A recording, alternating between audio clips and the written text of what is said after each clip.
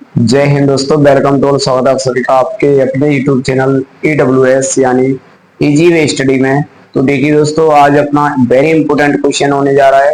ये पेपर में हर साल आता ही आता है ऐसे क्वेश्चन। प्रतिस्थापन विधि ये अपनी प्रश्नावली 3.2 है अपनी। तो ये क्लास 10th का मैथ है अपना। इसमें कह रहा है, लेकिन उससे पहले दो लाइन, एक काम करेगा तो फल मिलेगा, आज नहीं तो कल मिलेगा, जितना गहरा खोदेगा कुआं उतना मीठा जल मिलेगा। तो चलिए स्टार्ट करते हैं।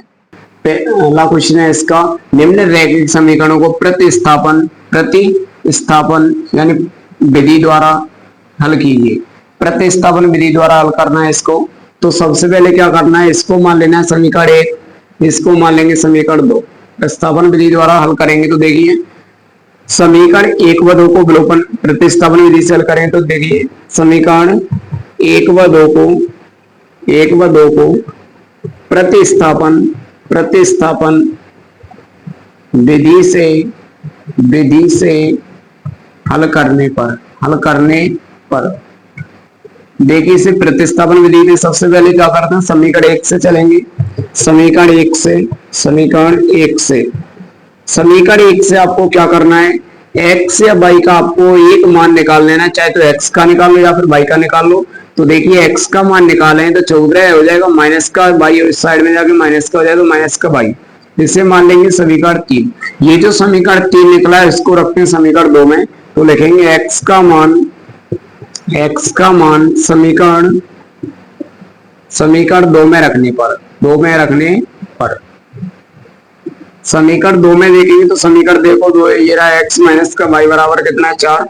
यहाँ पर क्या करना है, x की जगह पर यहाँ पर x के मान को रखेंगे तो 14 माइनस का y हो जाएगा, माइनस का y बराबर कितना है 4 हो जाएगा। आगे देखिए, माइनस माइनस दोनों जुड़ जाए तो 14 माइनस का हो जाएगा 2y बराबर कितना है 4।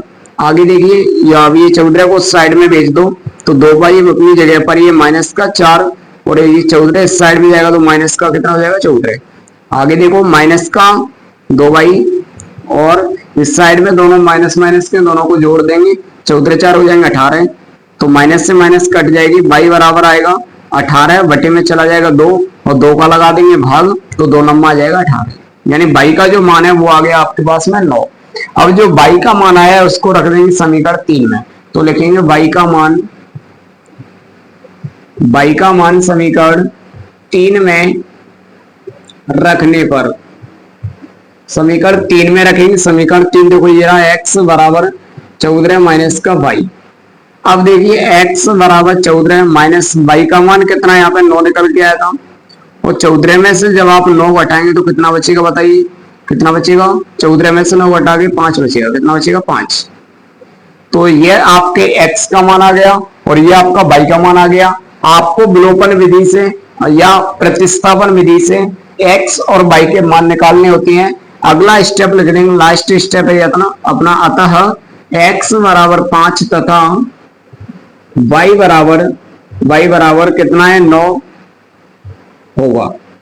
x का मान कितना होगा 5 और y का मान 9 होगा। उम्मीद है दोस्तों आपको प्रतिस्थापन विधि बहुत अच्छे से समझ में आई होगी। थैंक यू, जय हिंद।